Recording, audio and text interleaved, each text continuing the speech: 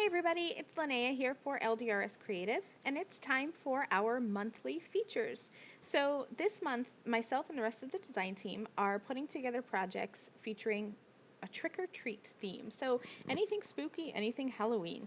So I have grabbed some products from the newest release, as well as an older stamp set.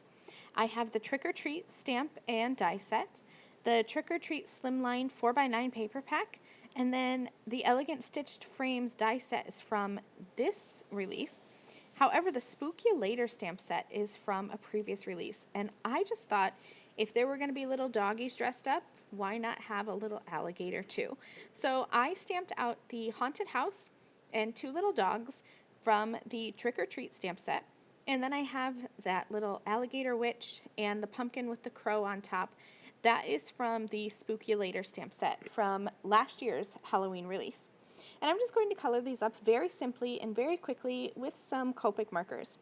When I color with Copics, it's really easy. I usually grab 3 or 4 markers for each color, and I will add darkest marker first. I color dark to light.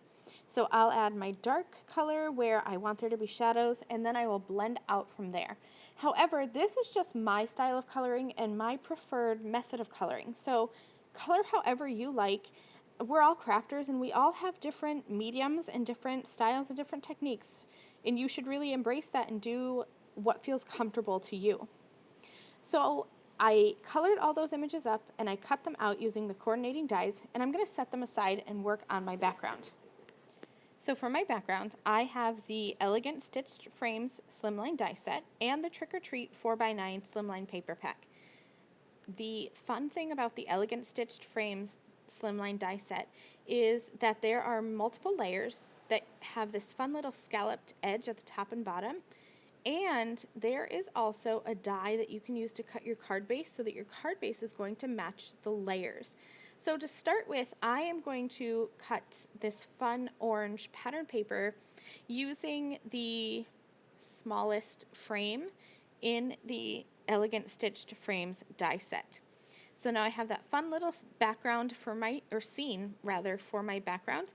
And now I'm going to take a piece of cardstock. I folded it in half and I die cut my card base. And as I peel this die off, you're going to see only 3 of the edges cut. The one edge does not.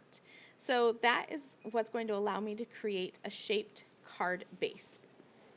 So as I kind of go through putting my card together, I want to mention that I had a large portion of this video the feed was corrupted for some reason, and that happens sometimes, and it's so disappointing when it does, especially since I had a fun little trick for creating this background.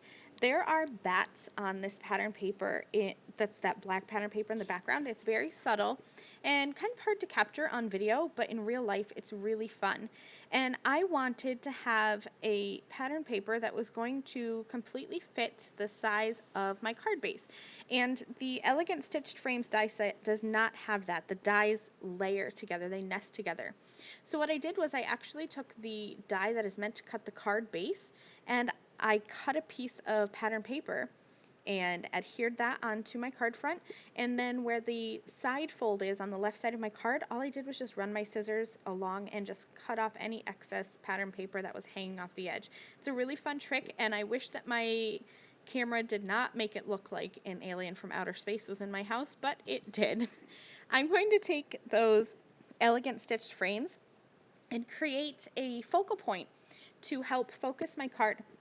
Because that orange background paper is bold and the pattern repeats, it was kind of making things look off center. So I'm going to fix that by layering up some more pattern papers.